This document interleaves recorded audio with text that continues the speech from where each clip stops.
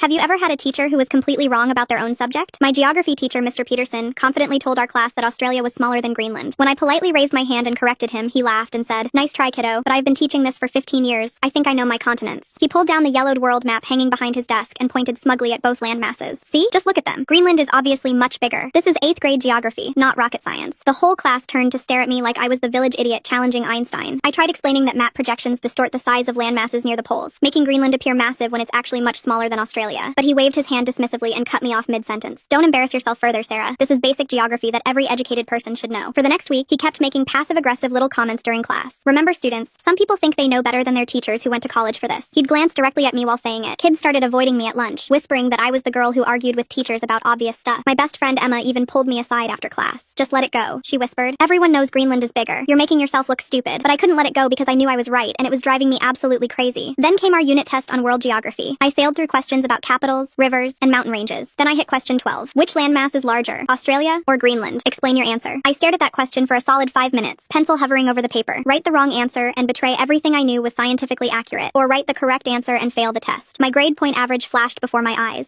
I needed an A in this class to stay on honor roll. Finally, I took a deep breath and wrote, "Australia is larger. Australia covers 7.7 million square kilometers, while Greenland covers only 2.2 million square kilometers. The Mercator projection makes Greenland appear larger than it actually is." He handed back tests the next day with mine dramatically placed on top of the stack, marked with a giant red X and 5 points scrawled angrily across my answer. "Class, this is what happens when you don't listen during lessons," he announced, waving my paper around like evidence of my stupidity. "Some students think they can just make up facts." 28 pairs of eyes stared at me with a mixture of pity and secondhand embarrassment. I wanted to crawl under my desk and disappear forever. My face burned hot with humiliation as snickers rippled through the classroom. That afternoon, I marched straight to the school computer lab, determination fueling every step. I spent 2 hours researching and printing articles from trusted sources. 20 pages of cold, hard facts with official measurements and scientific explanations. Australia, 7,692,024 square kilometers. Greenland, 2,166,086 square kilometers. Not even close. The next morning, I walked into class 15 minutes early and placed the thick stack of evidence on his desk without saying a single word. Then I sat down and waited, my heart pounding like a drum in my chest. When Mr. Peterson arrived, he glanced at the papers curiously, then started reading. His confident smirk slowly melted away as he flipped through page after page of authoritative sources, all saying the same thing. His face gradually drained of color until he looked like he'd seen a ghost. The classroom fell dead silent as students filed in and noticed him frantically shuffling through the papers, his hands actually shaking slightly. You could have heard a pin drop. "Well," he finally stammered, clearing his throat awkwardly and avoiding eye contact with everyone. "I guess we all learned something new today. Sometimes even teachers need to update their knowledge." I got my 5 points back, plus extra credit for thorough research skills. But more importantly, he never questioned a student's fact-checking again and started double-checking his own lessons before class.